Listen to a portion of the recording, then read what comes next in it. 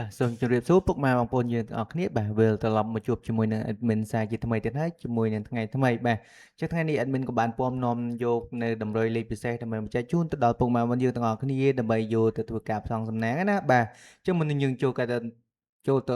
កាន់នៅការអោយតម្រុយឆ្នោតក៏សូមទៅដល់ពុកម៉ែបងប្អូនយើងបាទជួយចុចជីវក៏ដូចជាដាក់រូបសញ្ញាកណ្ដឹងមេដៃមេជើងដល់ channel ថ្មីរបស់ admin ម្នាក់មួយផងពុកម៉ែបងប្អូនយើងបាទដើម្បីជាកម្លាំងចិត្តដល់ admin ណាបាទ ចឹងកុំឲ្យពុកម៉ែបងយើងនៅចាំយូរណាស់បាទយើងងាកទៅមើលតម្រុយរបស់ admin តែម្ដងពុកម៉ែបងយើងបាទ admin បានរៀបចំរួចរាល់ហើយដើម្បីចែកជូនទៅដល់ពុកម៉ែបងយើងទាំងអស់គ្នាដើម្បីយកទៅធ្វើការផ្សងសំណាងណាបាទ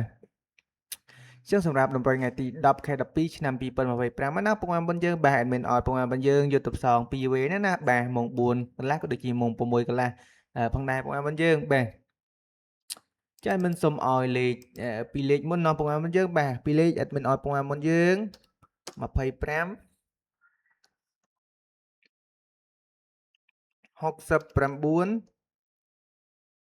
បាទសំទោស69 43និង81បាទអញ្ចឹងសម្រាប់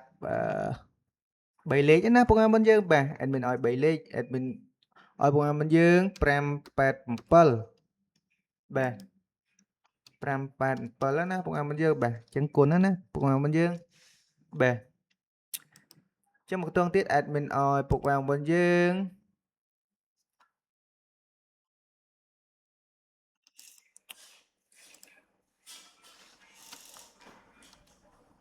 369ផងដែរពុកម៉ែបងយើងបាទសម្រាប់មកខ្ទង់ទៀតជាសម្រាប់ខ្ទង់អូសណាពុកម៉ែបងយើងបាទ admin ឲ្យពុកម៉ែបងយើងអូសចំនួន2ខ្ទង់ដើម្បីងាយស្រួលទៅដល់ពុកម៉ែបងយើងយកទៅផ្សងសំណាងផងដែរបាទចា៎ admin ឲ្យពុកម៉ែបងយើងអូសខ្ទង់8ណាពុកម៉ែបងយើងបាទអូសខ្ទង់8ហើយនឹងអូសខ្ទង់20ផងដែរពុកម៉ែបងយើងបាទអូសខ្ទង់20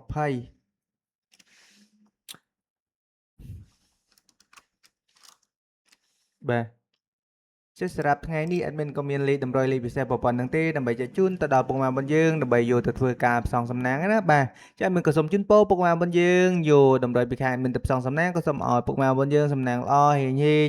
ចូលទាំងលេខតូចហើយនិងលេខធំផងដែរពុកម៉ែបងយើងបាទចា៎ admin អរគុណច្រើនសម្រាប់ការចូលមកទស្សនានៅការអោយតម្រុយឆ្នោតរបស់ admin ណាបាទជាចុងក្រោយ admin ក៏សូមពរឲ្យពុកម៉ែបងយើងកុំភ្លេចចុចជួយចុចជាវក៏ដូចជាដាក់រូបសញ្ញាកណ្ដឹងដល់ channel ថ្មីរបស់ admin មួយផងពុកម៉ែបងយើងបាទម្នាក់មួយផងដើម្បីជាកម្លាំងចិត្តដល់ admin ណាពុកម៉ែបងយើងបាទចឹង admin ក៏សូមជូនពរពុកម៉ែបងយើងសុខភាពល្អសំណាងល្អរកស៊ីទទួលទានមិនបានគ្រប់ក្រុមគ្រួសារផងដែរបាទធ្វើដំណើរទីឆ្ងាយក៏សូមឲ្យជួបតែសុខសុវត្ថិភាពក្នុងក្រុមគ្រួសារផងដែរពុកម៉ែបងយើងបាទចា៎ admin សូមគោរពលាបាទជួបជាមួយនឹង admin នៅថ្ងៃស្អែកជាបន្តបន្ទាប់ទៀតបាទតាមពេលវេលានឹងម៉ោងដដែលបាទ admin សូមអរគុណបាទសូមគោរពលា